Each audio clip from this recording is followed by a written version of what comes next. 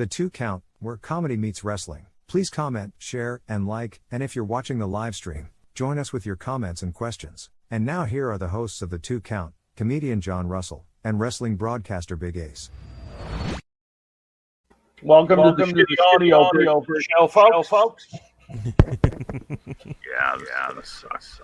Well. Wow, you have to hold a mic like I did last week. Roles have been reversed. Yeah. Although my head holds my mic. I know. I just say it looks more like a razor. I'm a pilot. Right. Well, anyway, we do have a guest. You can see, folks. We're happy you all here. And Ace, why don't you introduce Adam? Yeah. So we got our friend Adam Anderson on the show. I want to thank Adam for coming by. Adam and I go way back. He used to DJ for my wedding company, man. Remember that? Back in the day. Hate weddings. They're the worst. Worst.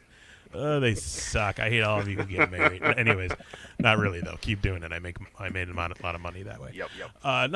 Me and you just became friends. Really, the true friendship began because we were both wrestling nerds, and we found that in common, and then it snowballed into that. And we've had many great times, many great memories, and a lot of cool times at actual shows.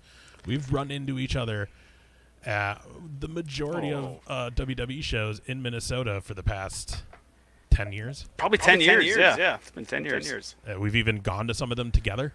Yeah, man. So, I mean, somebody I used to always talk wrestling with. We used to watch all the pay-per-views together.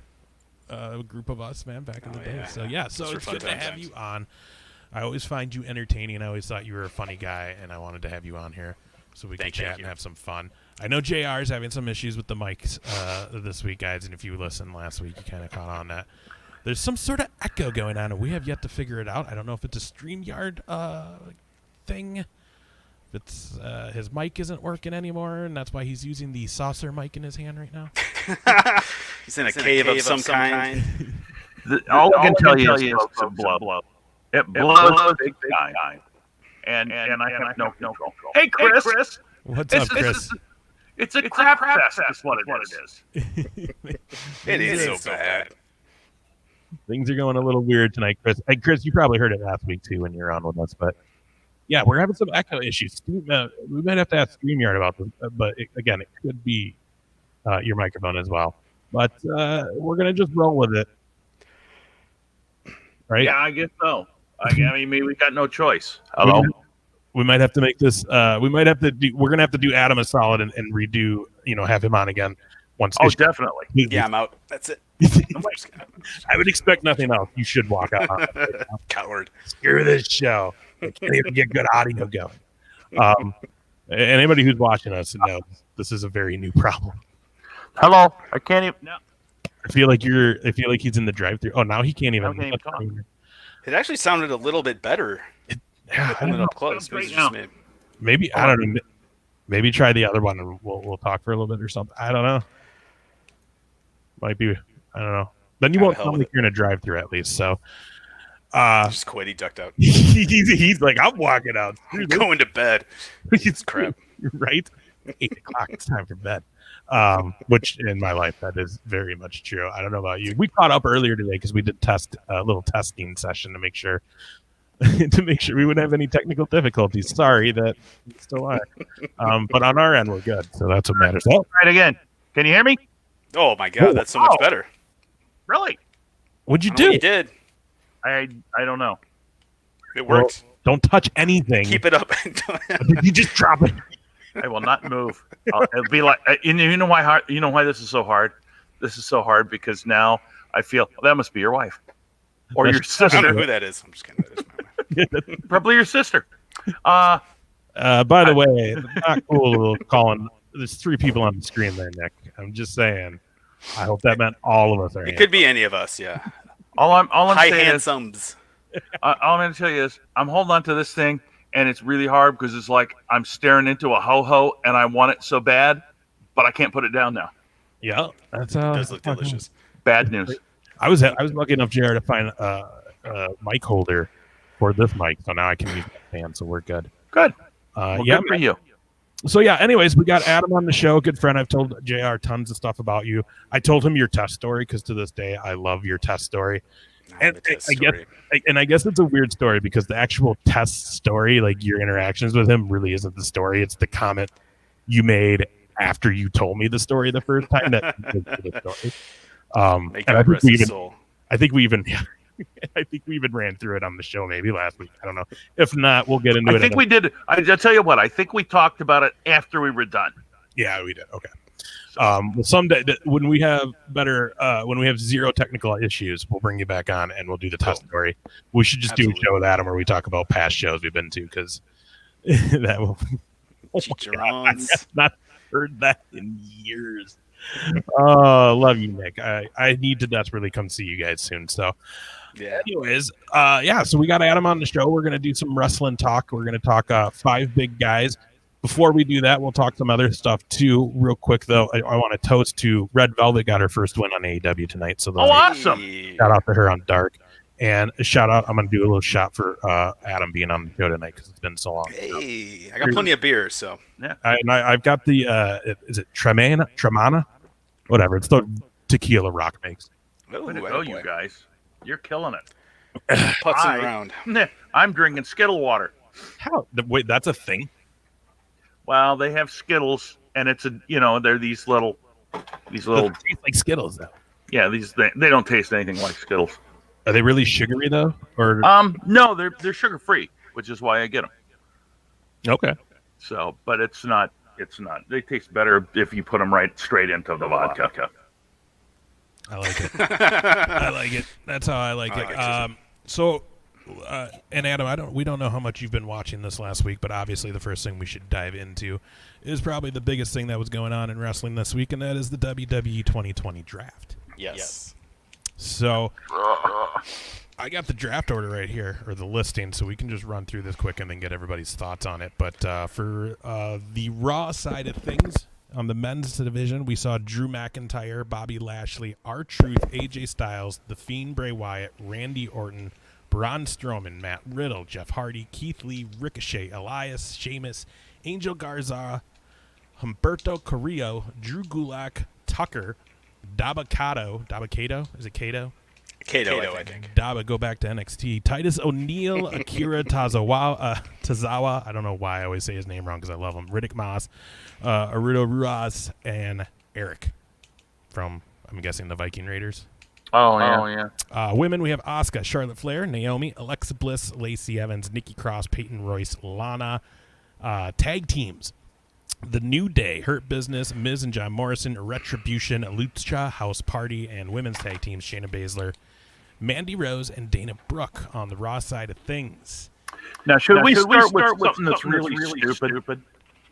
Is that the separating of like really good storylines, like taking Kevin Owens off of Raw?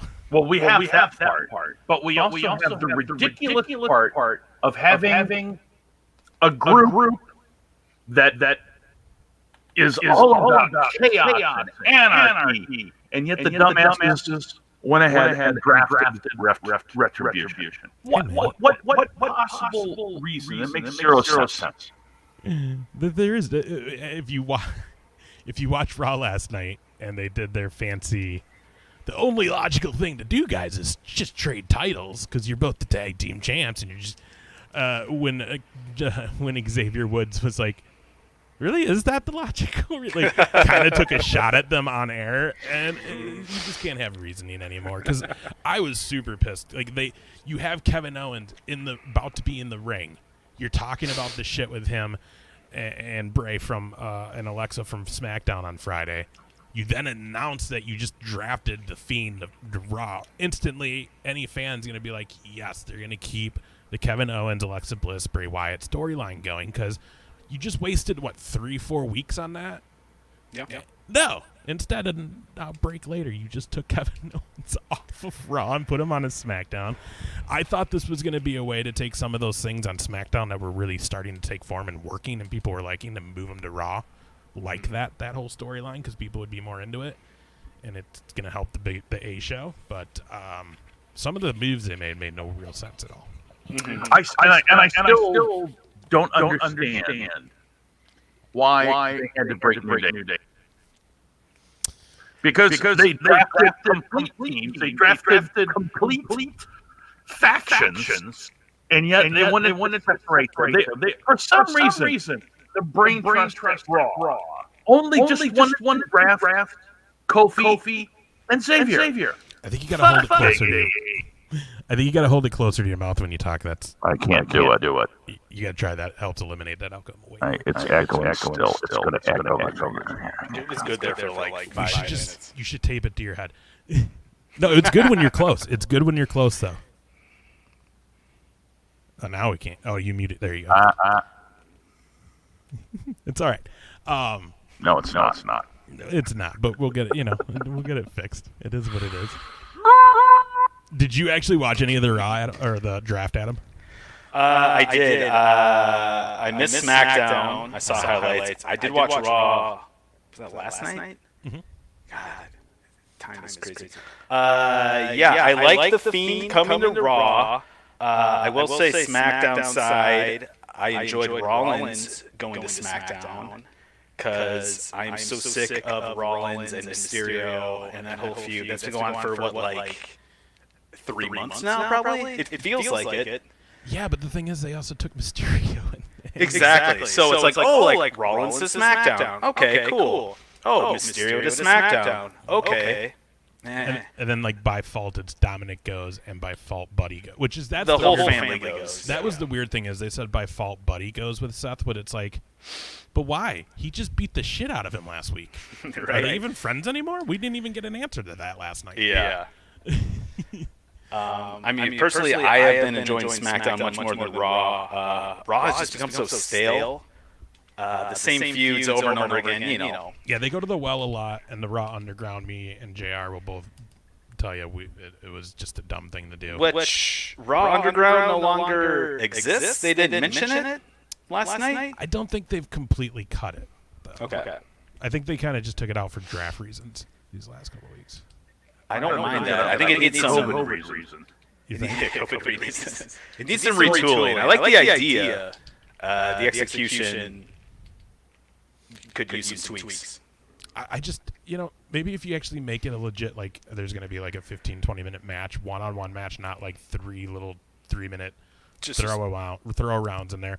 Throwing people in. Yeah, and then I don't need Shane McMahon looking like he's about to pop an artery because he's just running around the ring yelling the whole time. Like, all sweaty and gross. Oh, my God, he just did, oh, my God. Like, calm the hell down, dude. The other thing, too, is this is just a cheap copy of the Bloodsport, which just had their annual show this week, which is another reason why I definitely think they definitely weren't doing Underground this week. Okay. Just because the Bloodsport, I think, was Saturday or Sunday, and that's and from what I read, it sounded like there's quite a few big-name AEW talent that popped up at Bloodsport, too. Mm-hmm. 2 different shows this weekend that a lot of big AEW popped up at. So, but yeah. Let's see. What's on the SmackDown? SmackDown got Roman Reigns, Sami Zayn, Seth Rollins, Daniel Bryan, Kevin Owens, Jey Uso, Big E, Aleister Black, Apollo Crews, Otis Murphy, Kalisto, Lars Sullivan.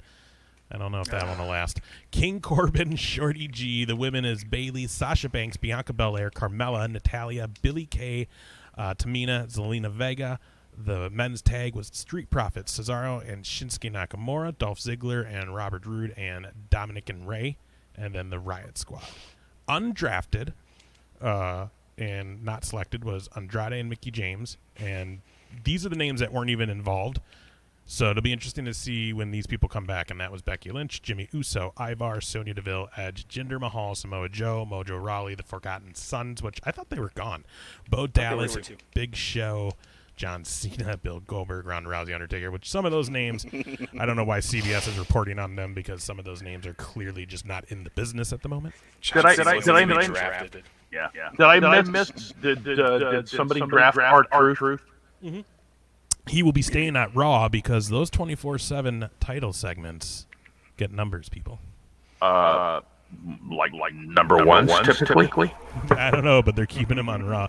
Throw the old guy a bone. He's been there forever. You've given him shit gimmick. Like, you made him pretend he had an invisible friend. You made he still is. And he still has it, yeah. Actually, on his Raw thing, when they drafted him on Raw, his picture and his stats literally said what is it, 42-time 24/7 champion, and then the one under it where it would be their finishing move. It just said best friend, Little Jimmy. So, but I'll tell you what, one of the funniest segments I've ever seen in WWE was when I think it was Punk or somebody like punted the invisible Little Jimmy out of the ring, and R-Truth like freaked out and went diving out the ring and was like, "Oh my God!" Like, dude, I'd never have laughed so hard. It was hilarious. That is when wrestling is perfect. Like that's the right amount of stupid. It's perfect. I'll tell you, there's no question that R-Truth is an entertaining guy, but he's just such a clown. But some of my favorite work that he did was when he was screwing around with Lesnar and Heyman. Mm-hmm. And the word was that Lesnar absolutely loved it. So yeah, there was supposed to be more to that, and if Brock ever comes back, I wonder if they'll do that. Yeah. Well, anyway. So yeah, I mean, it was fun to see the draft happen, but I feel like, I don't know. My hope was we were going to see maybe some of the better things on SmackDown get moved to Raw. And, like, let's just start being honest again and treat SmackDown like the B show it is. And throw the slower stuff over there, and I know they don't want to do it, but, I mean, let's be honest, the numbers aren't there. Friday night's a horrible night. Like, people are busy. Even pandemic era, things are going on.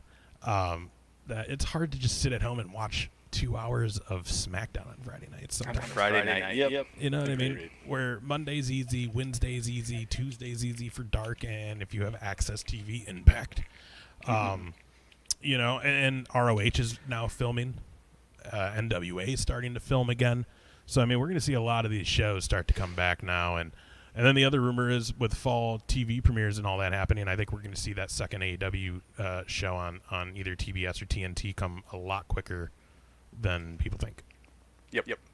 Agree. Yeah, SmackDown is I tend to record it on my DVR, and then it sits there until Tuesday afternoon, and then I say, nah, I'll just read about it. I've never wanted to watch SmackDown. Raw I will watch. That's an institution to me. Yeah. I'll always make time to watch Raw, but SmackDown is I struggle with it. Yeah.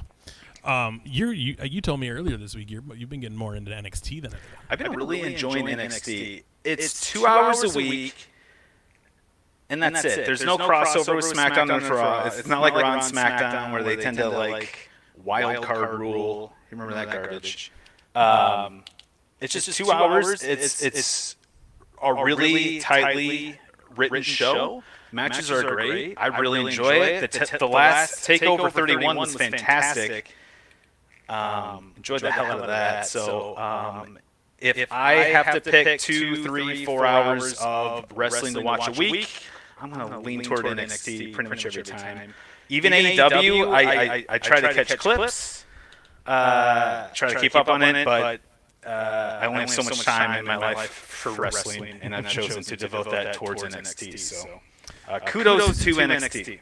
Yeah, man, it is a lot of wrestling. We've talked about that many times, me and JR. There's just a lot of options right now, and it's a lot of time. It's time-consuming. One thing that struck me weird, though, JR, I don't know if you agree, but zero NXT presence in the draft. Yeah, that was crazy.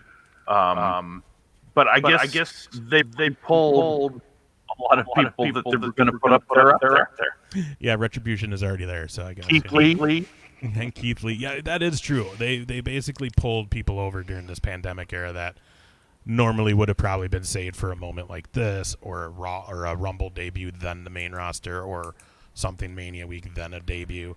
So, yeah, things are a little out of whack and a little out of the norm than they usually would be. But I was surprised. I still thought we'd maybe see one on each side, an NXT or get to each roster, but nothing. I don't know who would go, though, right now, because there's so many people hurt right now that they kind of need the talent they have. I mean, there's really no one to spare. Io Shirai can't really go. She's the top of that women's division. Candice LeRae, I think, maybe her time's coming. I can see like an Adam Cole, but he's kind of feuding with I guess it was Ridge Holland until his leg exploded. But I mean, for NXT, it's pretty much the only people I can see calling up. I'd like to see Ciampa eventually do it, but that's the other thing. And JR, we've talked about this. Like, those big names in NXT are at the point where they don't want to go to the main roster anymore. They want to just stay in NXT. And there's no reason for them to. I mean, if they get paid more to go to the main roster and do nothing and have their careers go to shit. I mean, yeah, I don't know. Another thing too, you mentioned that you got to pick one. AEW runs against NXT, so that's always a hard night to pick. I usually go AEW and then watch it NXT later. But the thing with NXT or AEW though too is we were going to talk about this before we get into our countdown of the top 5 big guys we think in the business. But 30 years of Jericho happened. There's a lot of hype going into that show. And me being a Jericho fan, I was like, hell yeah, like, I hope we get some cool stuff. Because, like, and, we're all accustomed to how WWE does things. They're the big guys. They've always been. So when they do, like, a tribute night, it kind of takes over that whole night. There's a little bit sprinkled in from beginning to end. Where we kind of had those little shout-outs, whatever, that they had. People giving shout. Like, I could give a crap about Gene Simmons being like, happy 30 years. Like, half of those people don't even realize he's a wrestler. That's the funny part. Most of the musician guys that were giving him those shout-outs are like, oh, wait, he actually wrestles, too? He doesn't just sing in a decent, like, halfway okay rock band? And I shouldn't say that because I actually like Fozzy. They are pretty good, and they're good live, so. But it's like, it's just like whatever. So I expected a pretty, big ordeal at the end. They're going to make a big deal out of it. And I know they can only do what they can do because they have 0 highlights to use for 30 years. Yeah, right. Good luck. But instead, we just got that match and a very weird sitcom send-off. Yeah. I was pretty disappointed. Yeah, it was a kind of a bummer. And a lot of people shit on that match, and rightfully so. It was not the greatest match you would ever see on TV. But again, too, they let Jericho kind of probably have free reign on that night. Who do you want to work with? It's your 30th anniversary in the business. He's going to want to work with somebody he's been friends with almost that whole 30 years. So I get it. And I don't think people should have expected a great match out of that. So it is what it is. I don't know. I mean, Luther blew up real easy, real quick. It was pretty good. But, again, that's a guy who's on the downward spiral of his career. He's been in the business for many, many years. He had great runs in New Japan. And the guy is about to retire. Like, that's where he's at in life. So it's like, what did you expect was going to happen? It was more just for Jericho. So kind of a letdown. I don't know. We got the NBA playoffs are finally over. So we don't have any more jumping around for Dynamites. We didn't have too much. Yeah, the last week or two was better. But I don't know. It's again, on both sides, it's hit and miss. There's some really good things, and then there's some really, really dumb things. And we were talking about it, JR. WWE's the thing where they're going to the well one too many times. Like, I don't need to see 5 tag matches of the Street Profits, Angel, and Andrade and Garza. I don't need to see 5 weeks of that. But at least they're still telling the story. Where then you go to AEW and it's like, we're getting good technical, and I say that loosely, we're getting very action-packed matches. That's a better term because they're not the most sound wrestling technical matches, but we're getting these really high action-packed matches, but we're getting very little storyline. And that's where it's like these guys, they all need to meet in the middle. And then they'll all be running very smooth. So there's a middle ground in there somewhere. It's a sweet spot. Well, I guess the big thing for the upcoming, and maybe do we want to do our list and then talk about the big 1-year anniversary of AEW Dynamite? Or? Oh yeah, I forgot that the anniversary of the debut is this next Wednesday, right? Yes. Tomorrow. Man. That year flew by. It's been a year. It's been a year. None of us were doing anything for 7 months. I know, right? Just watching wrestling. Being a total loser. We're not losers, guys, okay? Just because we're wrestling fans. Nobody said we were. But you. I wasn't talking to you two. I was talking to anybody who's listening. I don't want them to get offended. I give 2 shits about you guys if I offend you. You know me. We're good. That is the worst work I've ever seen, JR. Yeah, man. I'm trying to remember, like, I mean, I remember watching it, and I remember the hype, and it was dope. But see, the thing, too, is AEW, one of the best things they have going for them is their following. So they are a little lost. I mean, and they know that. That's why they're letting crowds in over there. They've been doing the 15-20% capacity of that venue for weeks now, and they're going to keep doing it. Where WWE rumor is November. Well, it said November. Rumor is that they're probably going to actually go Thunderdome through January. So they're not planning on fans anytime soon, which is funny. They're now being careful. Yeah. 3 different outbreaks within WWE, and now they're being careful. It's such strange times. There's really no clear path to take, so everyone just kind of has to guess and hope for the best at this point. That's very true. So that's the other weird thing I thought, too, because we had that strap match, right, JR? Why wouldn't they have put that on the anniversary show? That's a big match. That could have been a big show. I'm just not convinced that they're. I mean, I think they're trying to put stuff in places. They probably feel like there's enough on the anniversary show with all the titles on the line that they can do that there. You and I talked about it last week. I felt like the whole thing was wasted. Mm-hmm. Yeah, and they are really turning in that anniversary show into their own Clash of Champions now. Yeah. It's kind of funny. I mean, it could never happen, but it'd be funny if they somehow found a loophole so they can use the name Night of Champions since WWE stopped using it and took Clash of Champions. Oh, that would be hilarious. They could call it Night of Champions and then spell it like a night, N-I-G-H-T. Yeah. And then they could all come down to the ring in armor.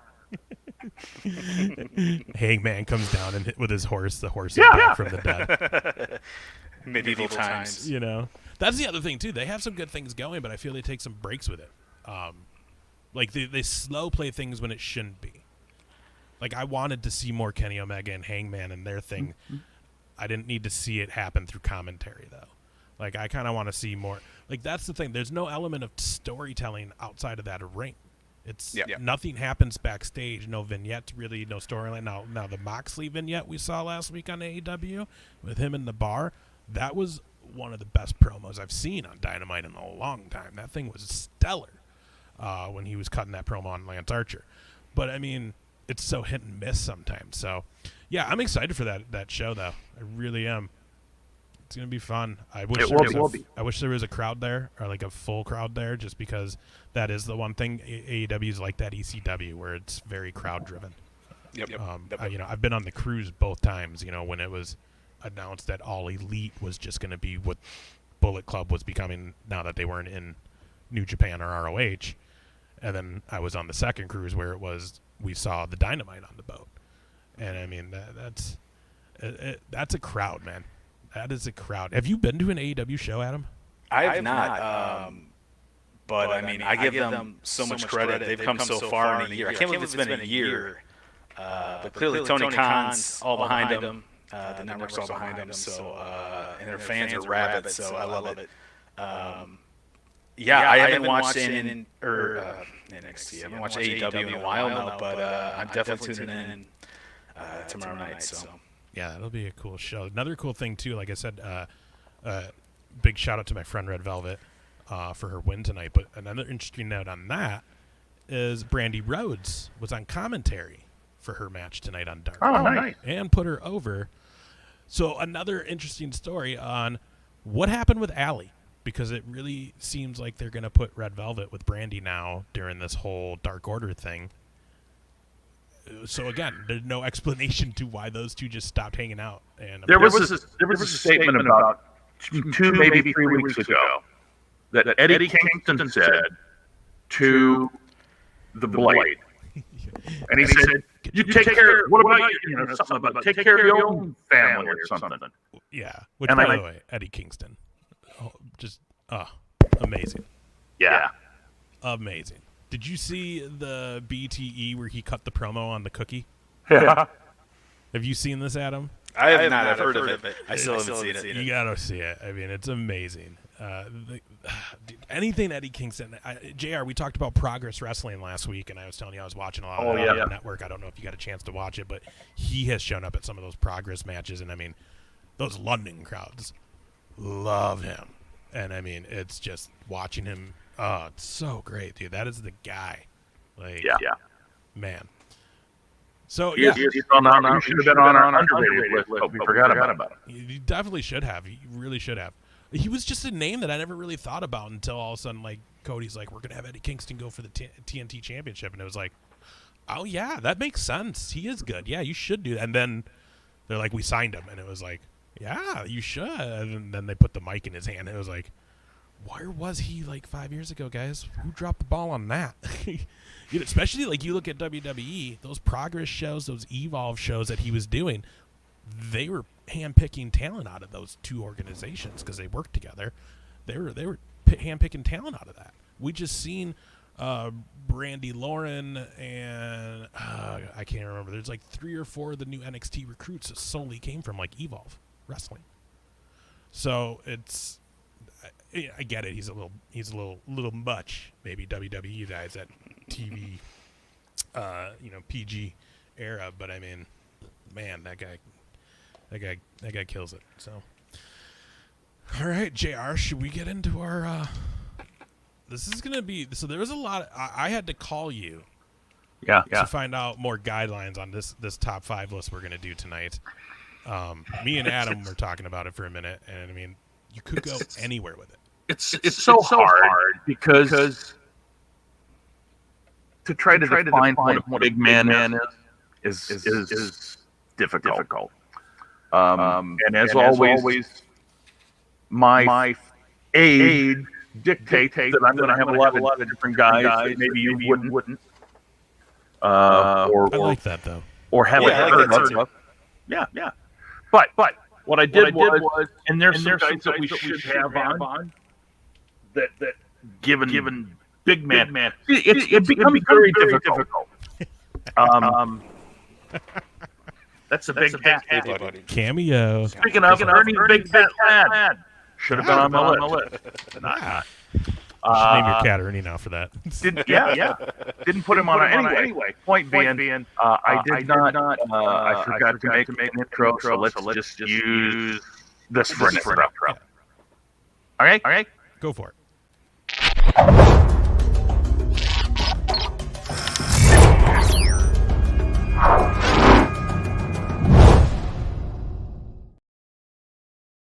I love it. From a segment that we've attempted once and haven't done it again yet. I love it. I got the graphics. I got to use them. All right. So big men. I'm going to start because there are. In my opinion, there are two people that are not on any of our lists, any of our honorable mentions that really have to fit somewhere. Undertaker and Hulk Hogan. Because Hulk Hogan, 6'8", yeah. But you didn't kind of think of him as a big guy. Never. You know. And Undertaker bigger than life. You know. Exactly. And Undertaker the same thing. You know. I think of Undertaker, and it's way different accolades and big guy. Absolutely. It's not big. It's not big guy. It's icon. Yeah. So, but I fought it very hard. Like, I really did debate putting him on my list, though. Me too. But anyway, let's start with your honorable mention. Me? Yeah. Yes. My honorable mention is straight up just because he had the coolest outfit for a giant guy, and that is the Giant Gonzalez. Hell yeah. Look at that thing, guys. That thing is the shit. All right. So on his forearms, his shoulders. How do you get that much hair on literally just the sides of your legs? So kayfabe-wise, is he wearing a suit? Or is he not wearing a suit? What's the kayfabe reasoning here? He's like Spider-Man. I mean, I just pretend that's how Harvey Whippleman found him. he's like that. There's the guy. Don't do any. And yeah, I don't get either. Like, is it supposed to be that he has trunks on over this bodysuit, or is that also hair? That's all fur. God, that's a look at that disgusting, matted, stinky fur. But let's not forget. Yeah, right. Let's not forget the amazing WrestleMania match he had with Undertaker at WrestleMania 9, where, I mean, he beat Taker so bad that they had to carry him out on a stretcher. I mean, of course, Undertaker came back and beat him, but, I mean, no one else put Taker on a stretcher at a WrestleMania match. No, Undertaker embarrassed himself that day. I think WWE embarrassed himself. But, I mean, plus 8 foot, I mean, come on, man. That guy was. He had the look.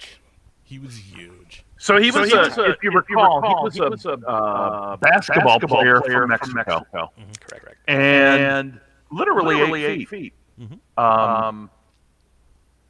Couldn't wrestle for shit. Oh, he couldn't move for shit. He was so slow and everything. But that would be like men's bowl in a fursuit.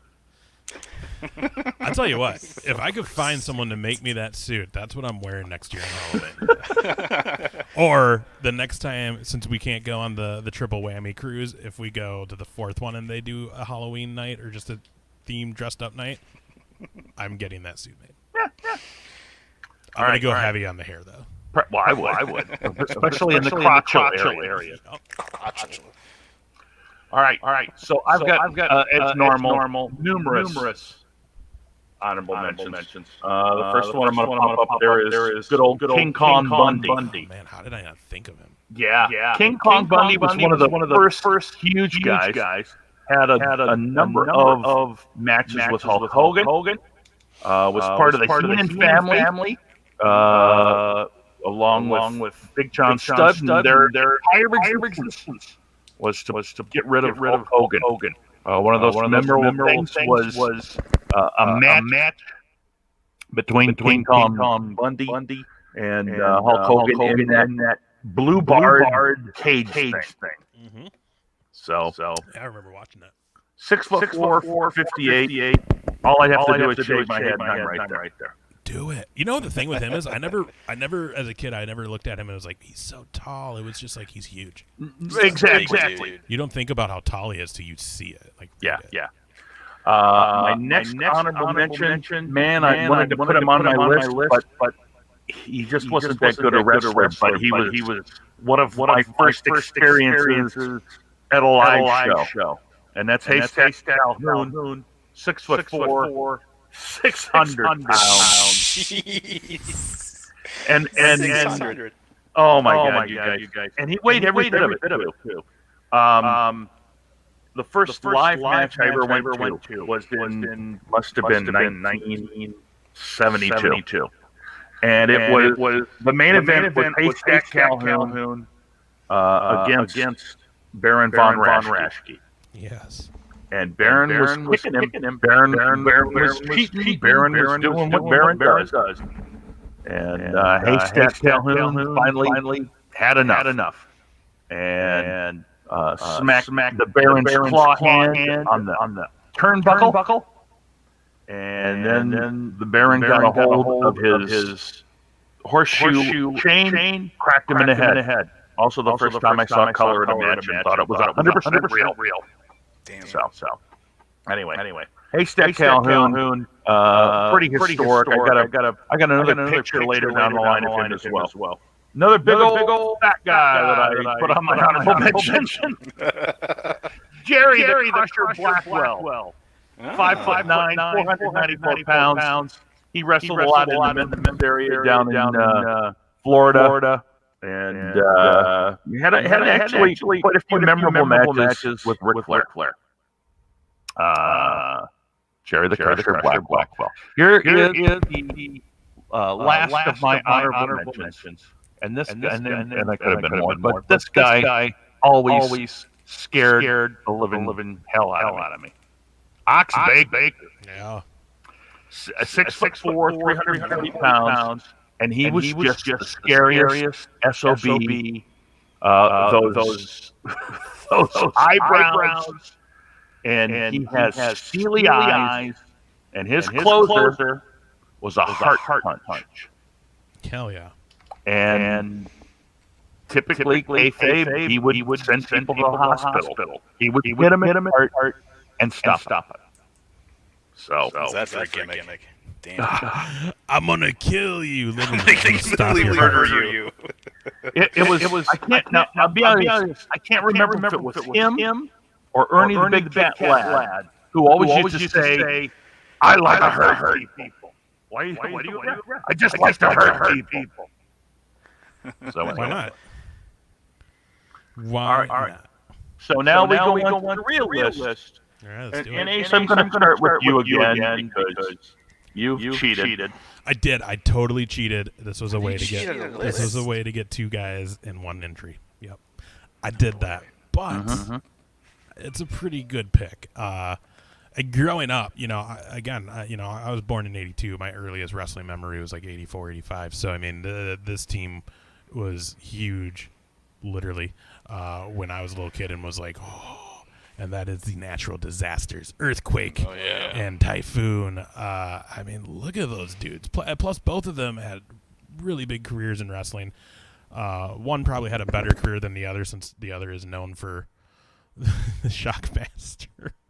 And we'll never be able to live that down. But, I mean, look at that. 6'3", 6'4", combined 843. Almost 1,000 pounds between these two boys. You know what I mean? And this is back in the day when, like, you didn't have to have the muscles, man. These guys are just putting the booze back, going to every restaurant, eating everything they could buy. Like, where the gym wasn't anything they cared about. It was like, we're huge, and we're going to just throw our weight around, and people love it. Yeah, man, I was always scared that one of these two would sit on me one day as a little kid if I ever met them. For real. It's a bold sentence. I mean, look at them.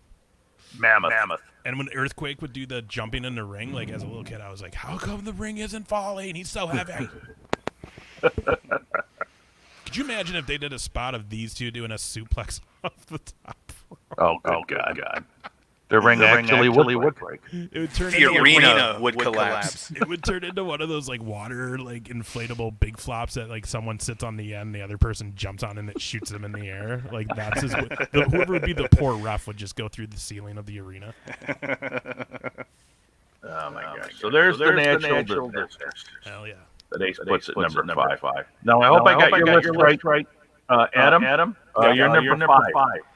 Number 5 was Andre the Giant. A little before my time, but I feel like you have to have Andre the Giant, right? Mm-hmm. I don't know if you two have him on your list or not. We'll see what happens. But honestly, that image from WrestleMania 3 is ingrained in everyone's memory. Classic image, Hogan slamming Andre. In my mind, as a kid growing up, he was the first big crossover star. So, Princess Bride, or as I remember him, the honeycomb cereal giant. I don't know if you remember those commercials, but they haunted me for a while. I just feel like this list is entirely subjective, but objectively, you gotta have Andre somewhere on there. Any more information? HBO has a great documentary about him. I think it's just called Andre the Giant. It's fantastic. Really goes into his life and everything he went through. But my number 5 is Andre. Andre the Giant, excellent choice. My number 5. I didn't know how to list him. In WCW, he was a giant.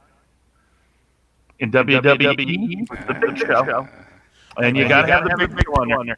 I remember the Big Show, and again, used in movies as well. He was Captain Insano in the Waterboy. But I got to say, Big Show, in my mind, and Ace, you and I have talked about this, when he was WCW, and he was Giant, he was much better than he was when he went over to WWE as a Big Show. And I think part of that is because he was a WCW champion. And it was still to the point where Vince did not like anybody from WCW over. Yeah, that was the unfortunate thing is like, because he came before that before they bought WCW too, so he legit was signed on his own. But again, it was like you're never going to be as big here as you were there because you were their boy first. Absolutely. You know what I mean? And is it my turn for number 4? Yes. So we'll just keep going because that's who my number 4 was. I mean, first of all, he's one of the only guys that actually like was WCW and WWE and kind of had a good run in both. Because even with whatever happened in WWE toward the last half, he still had a good run. He's still a big name. He's still an icon for them as well as WCW. But I mean, the guy's just huge. I mean, he's the first guy that came around since Andre that it was like just sheer size. It was like this guy has got it. Absolutely. You know, with the hair, it helped with the hair. I get it. He probably lost it. That's why he had to shave it. But when he had the hair and he would look all crazy and shit, it was like, that guy's scary looking. It's funny. I got to meet him once and shook his hand, and my whole hand fit in his palm. It was nuts. It's a big dude. It's a big dude. All right. We'll move to your number 4, Adam. After you take a swig there. It's good. It's cold. Still. My number 4, the world's strongest man, Mark Henry. Always enjoyed Mark Henry. Nation of Domination. Interesting period there with Sexual Chocolate. I was appreciate with the big men, though. I appreciate when they change it up. Because, I mean, for Giants, you can only go so far. You take that first loss, and then what else you got? So I always appreciate the bigger guys when they can kind of switch it up. So, Nation of Domination, Sexual Chocolate.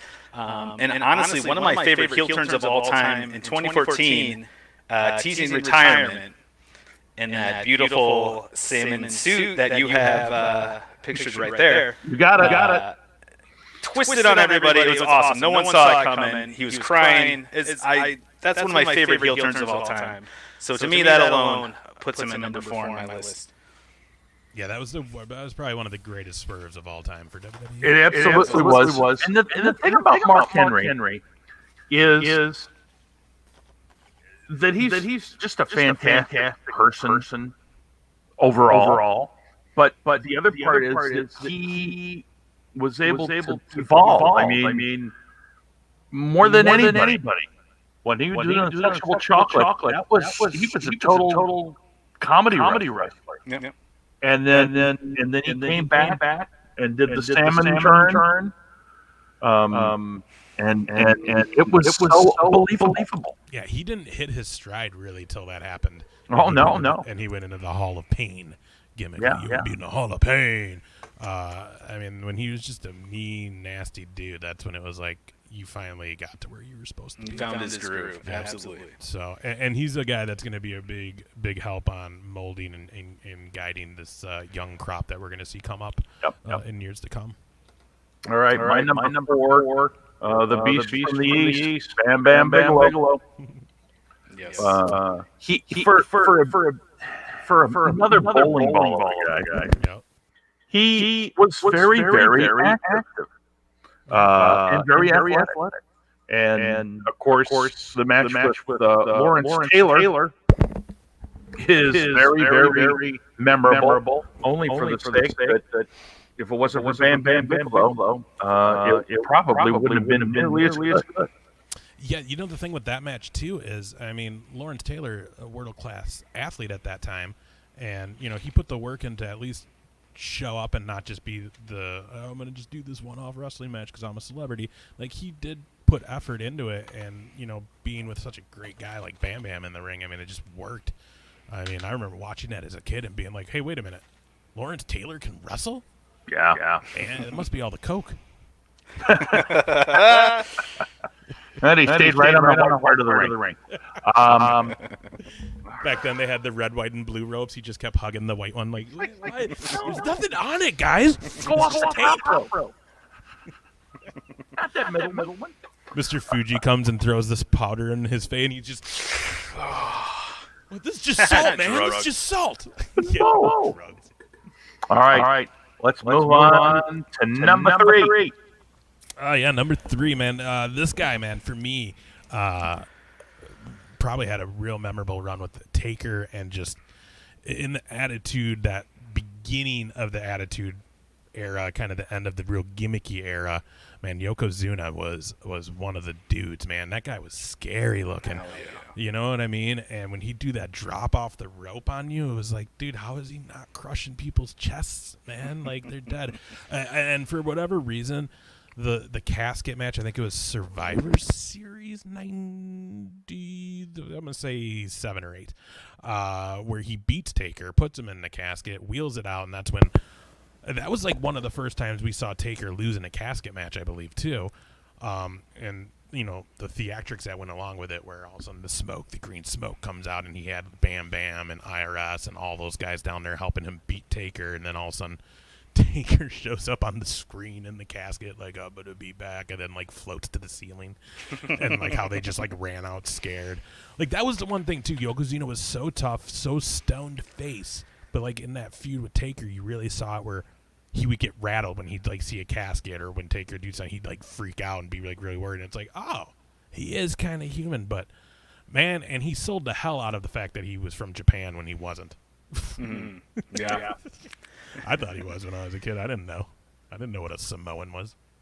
I'll talk about your transitions. Let's move right over to Adam. Number three, same spot. How about that? Yokozuna, to me in like 93, I got super back into wrestling. And as a young man, he was like, he scared me. That was the first like unbeatable heel I remember. And when I think of Yokozuna, I think I have that like mental image of Lex Luger on the USS Intrepid for the Body Slam Challenge, giving him a simple body slam, and that crowd going absolutely bonkers. That says something about your character as a heel when you can take a body slam and the crowd goes absolutely insane. Yeah, it took him to put Luger over. Yeah, Lex Express, all that. That's a whole other episode right there. That's my first getting back into wrestling in 92, 93, 94. That was my first monster heel, unbeatable monster heel. So that puts him at number 3 on my list. I would have liked to seen where he could have gone in the Attitude Era if he would have he kept a little healthier. I did say he had to stop because he was just getting bigger and bigger. So it would have been interesting to see if he could have kept it down, if he could have had a little bit of a longer career, because I mean the rest of that family have all been stars. So what else could he have done? Yeah, absolutely. We'll never know. All right. My number 3, folks. Bruiser Brody. This is another old school guy. Everybody's seen from Dark Side of the Ring. The story about his murder down in Puerto Rico. But man, to get to watch this guy, and I used to watch him in the territory days in the late 70s, early 80s. Did you see him live? I never got to see him live. But God, talk about a scary guy. And this picture doesn't do justice to how scary he was when he stalked around the ring, and he had this kind of when he was the whole time, and it was just he just looked like he was crazy. It reminded me of Charles Manson in a way, but he was also huge. He was also huge. And again, another guy that I wonder what would have happened had he still been able to go on and not ran into that fiasco down in Puerto Rico. So that was crazy. Another great show. I think it's Dark Side of the Ring. Yep. Did a great show about him. Pretty mind-blowing, very dark story. So but if you're interested, check that out. He also wrestled down in WCCW in the Von Erich territory quite a lot too. All right, we move to number 2. Ace. Yeah, I had Big John Studd right here at number 2. For me, besides Andre, he was the next big guy that I came to discover as a kid growing up watching wrestling. And I always remember, was it him and Andre they had the match with the money on the line, and Andre was throwing the money in the crowd afterwards. Yep. What was that, WrestleMania 2? I think so. Body Slam Challenge or something like that. Yep, that was it. I mean, dude, he was just another big dude. He really, and he can move, he can work. Yeah, he was just one of those guys that was like, man, Big John Studd's in the ring. You good luck. Good luck. Also part of the Heenan family. Yep. Correct. All right, Adam, number 2 for you, sir. Number 2, with Kane, the Big Red Machine. So, classic, what's a giant? Is Undertaker a giant? Is Kane a giant? The thing is with Undertaker, I feel like you could literally put it on any top 5 list about anything ever, and he'd make it. Best entrance, gimmick, most athletic, the best lucha. I don't know. He'll make any list. But Kane is another story. Great debut. They built him up fantastically. Good character. To me, when I was younger, he was pretty scary, intense. Great backstory. Undertaker's brother. He had his downfalls. You get the Katie Vick. I didn't care when they took the mask off of him. But then, man, that picture that you got there, that like early 2000s Kane, that dude was jacked. I mean, he was huge. And again, kind of like Mark Henry, just consistent the whole way through. Changes up his character, not afraid to do some comedy bits, but always entertaining. And he would always slip right back into that monster heel giant role. So for that reason, he's my number 2. Yeah, man, that's a good pick. Very good pick. My number 2. He was in the WWE, WWF. I saw him first in WCW. Back before Eric Bischoff was running it. But that's Big Vader. And for those of you that watched Vader when he was with WWE, he was good, but he wasn't nearly as good as he was in WCW. A lot of people don't know this. He is the first non-Japanese wrestler that ever won the GWP belt. Vader was fantastic, and for a man of his size, moved like a cat. He was the number 3 draft pick in the NFL. So this guy was athletic and just memorable to me because, Adam, when you were talking about Yokozuna being that truly unbeatable heel down at WCW, Vader was that guy too. It was nobody could touch him for a number of years. So Vader's there, number 2. Cool. Hell yeah, I like Vader. That's good stuff. He was on Boy Meets World. That's how I remember Vader. I remember. Vader. You know what I remember from Vader? The one thing I remember is him and Flair having their match in WCW, and it was the one where Flair was shown in his home saying goodbye to his whole family. Like, it was like he was going and he was going to die that night. It was amazing. They did such a great job. My number 1 was already on the list, and like you said, Adam, he has to be on the list somewhere. And for me, it is number 1, and that is Andre the Giant. First big guy I ever saw that was a wrestler. I'll never forget, like you said, the John Studd moment, throwing the money out in this body slam challenge. My earliest memory of watching like a live WrestleMania was 3. Was when Hogan slammed him, and I was a Hulkamaniac. I was just a little kid, so I was like, "Oh my god!" It was just amazing. And then Princess Bride, and just the legacy of him, throughout. I mean, the guy left such a legacy that another company, WCW, used his name to put over one of their own guys, being the Big Show. I mean, the guy was just a legend. You hear all the stories about it, like Adam mentioned, that HBO documentary, which was amazing, fascinating, also a little sad. You realize how hard the world really was for him being a giant. But I mean, you also hear everybody say he was the nicest guy ever. He cared about the business, cared about where. I love hearing stories of him backstage where, it's time to go. What are you gonna when they're trying to get the answer on what he was gonna do with Hogan, and he just kept playing cards and shooing everybody away.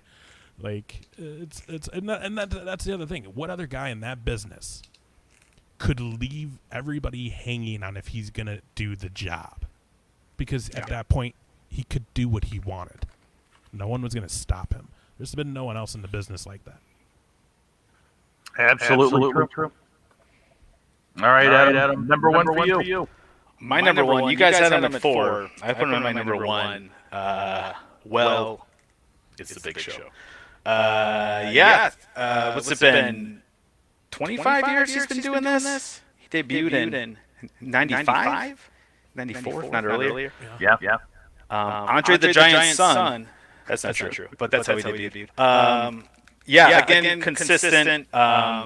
Always makes me laugh the amount of face and heel turns, but I think it's something to say when you've had 40-plus face/heel turns over 25 years. You're doing something right. Also, one of my favorite celebrity matches of all time, him and Floyd and Money Mayweather at WrestleMania 24.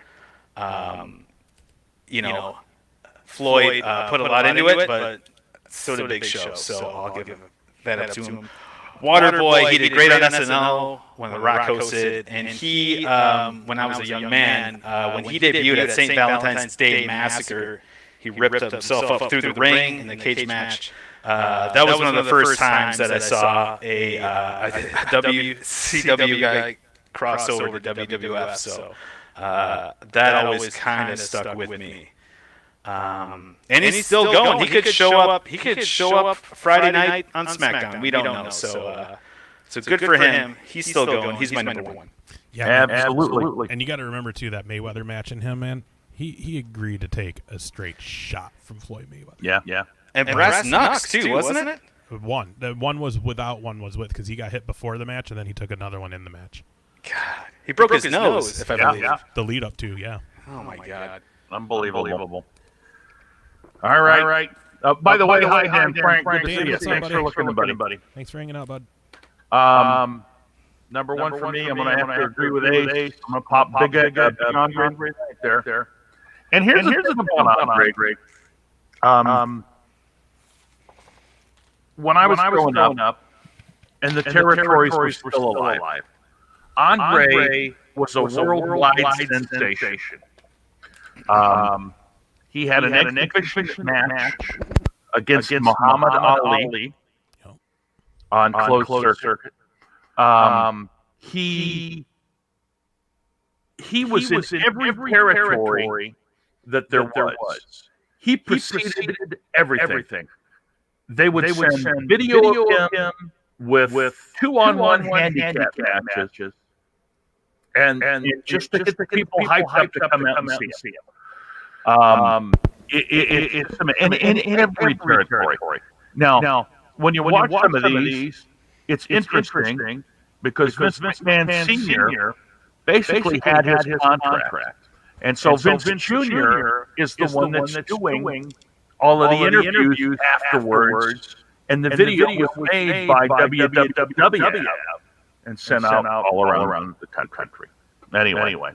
Andre, I've got a little bit of a look here. Oh, wow. This is kind of a time lapse, if you will. That fro. The fro Andre is the one that I'm at, that I remember. And holy cow. But when he was a young man, he was in fantastic shape. Mm-hmm. Just very much, if you look at Big Show, they had the same disease. And the older they got, the bigger they got. But one more picture, which I think is fascinating. This is how big a cultural icon that Andre was. Here's a picture, and you may recognize some of these. There's Andre. It's Andre. It's Gagne. That's not Haystacks, is it? It's not Haystacks. They said it is, but it's actually Chris Taylor. I don't know who's getting choked. Jerry Lewis. Okay. Jerry Lewis, yeah. Nice. This was taken from the Mike Douglas show. And then they've got another one where the three of them are all holding up Mike Douglas. But point being, even back in the early to mid 70s, before everything, Andre was truly a sensation. Mm-hmm. So I thought that was a pretty good list. That was a good one. Yeah. Hell yeah. Very good list. I like it. Everybody had a good list all around. There's people I wish I would have had on my list, but you guys got to them, so I'm happy. So, I mean, that was a well-rounded list of big guys, and that was a hard one. There's a lot of guys when you really stop to think. There really are. And that's always one of the things, with wrestling, you think, oh my gosh, the bigger guy. And of course, this man loves the big guys, the jack guys. Good shit. But back in the heyday, if you're a fat guy, you make a pretty good job. They make a pretty good living being a wrestler. Yeah. Look at Dusty Rhodes. There you go. He wasn't a giant. No, but he was a fat guy. I remember watching him and Flair. Like I told you, I was watching some of the old Crockett Cups over the weekend on YouTube. Oh, yeah. One of them was the main event was Flair and Dusty for the NWA Championship, and it was like, man, like Dusty Rhodes was so over, yet he was so out of shape compared to everyone else on the card. Oh yeah. But then you watch him, and it's like, well, this is why. I mean, he can work, he can sell, he was charismatic, he could go, he never got blown up. It was like, dude, I don't know. Yeah, it's a good list. Good list. All right. Well, you want to give a quick little rundown of preview of the anniversary of Mike? What are the matches? I don't know. Yeah, I don't know either. I just know the title matches are up. The big one, Orange Cassidy and Cody Rhodes for the TNT title. It's so funny bleed. Yeah, they'll both probably bleed. Cody does every match. And it's funny that Cody is kind of playing heelish on this, and he's the one that's being like, oh, he's not. What did he tweet the other day? In Orange Cassidy's entire time on AEW, he's never wrist to elbow locked anybody up. And he's like, and I'm about to do it to you, and I'm going to teach you. Like, basically, he's like, dude, he's just not. Like, he's throwing the heel shade out at Orange Cassidy, so we'll see how it goes. FTR and Best Friends, that'll be a good match. That'll be a great match. Best Friends is awesome, and so is FTR. And I like that they're like, oh, you guys are just a comedy act, and which they are, but they can wrestle, so. Yeah. I'll be interested. Archer and Mox will be good. Yep. Even though it's number two, right? Have they Second. I didn't think they did. He wrestled Cody. Oh, it was Cody. Mm-hmm. That's right. It's their first in AEW. It's their second overall because they fought in New Japan. New Japan, yeah. Which that was the one big takeaway from the last AEW is with the Jericho stuff. Lots of mentions, a few different video packages shown, including including highlights from New Japan matches, and then the shout out from and I can't remember his name. Tanahashi. Yeah, so really does feel like we're going to see an AEW New Japan crossover happen sooner than later. Which, wow, that'll be good. It'd be awesome. I'm wondering who Shida is wrestling. I don't know. They've been very quiet on the women's front lately. They haven't they? Mm-hmm. Yeah, and this has been the complaint with AEW since they've launched, and that is that they've had pretty a non-existent women's division. There's been no rhyme or reason. There's nothing. The most building I've seen is this feud with Anna Jay and the Dark Order and Brandy. Yeah. That's the most women's feud I've seen. If you watch Dark, you'll see more. But I mean, as far as on AEW Dynamite, that's all I've really seen. So I guess I don't know. And I don't. Yeah, I guess I don't know what they're doing with Shida. Well, we'll have to watch it tomorrow. And if anything good happens, we'll let you know about it. That's right. I mean, you'll know about it because you're going to watch it yourself anyway. But you can hear what kind of smart comments they're going to make about it. That's true. Yep. Well, looks like that's about the show, huh? That was a good one, yeah. Adam, thank you so much for coming on with us. Yo, that was super fun. I would love to do that again. I'm just going to say, with all the crazy shit going on in the world right now, it's nice to just get together and talk wrestling for an hour or so. So thank you very much for having me.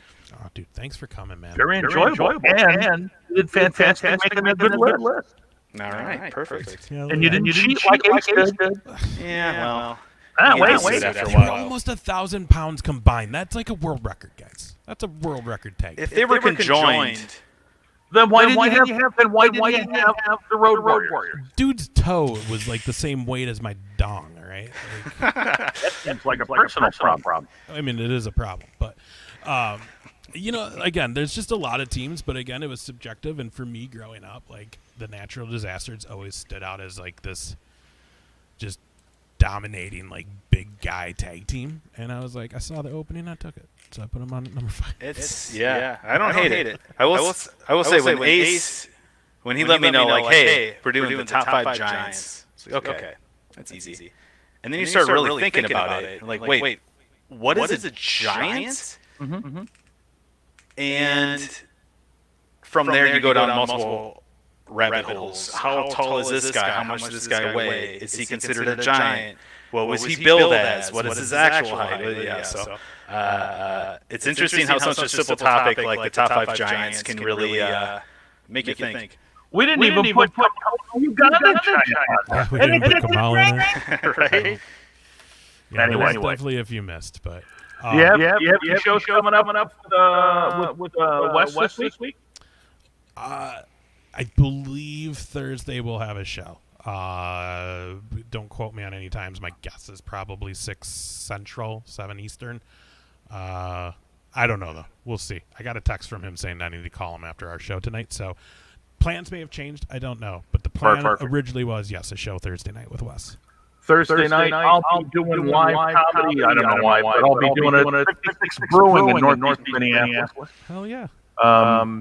Come mass, whatever the hell you want to. And then we were supposed to do a show in Amory, Wisconsin, but since Wisconsin is just had 3,800 new cases yesterday, it's canceled. Yeah. And then we're going to risk it on Saturday at East Side Bar in Pierce, South Dakota, which, you're safer in Pierce because not as many people are. Just wear a hazmat suit. You'll be fine. Dude, I don't know why I agreed to it. Anyway, folks, thank you so much. Again, we apologize for the echo issue. We're going to figure out how to fix that one way or the other. Yep, it'll be gone next week. We'll get it figured out. And we appreciate it. Tune in again next week, 8 o'clock on Tuesday. We'll see ya. Bye-bye. Hang on, Adam.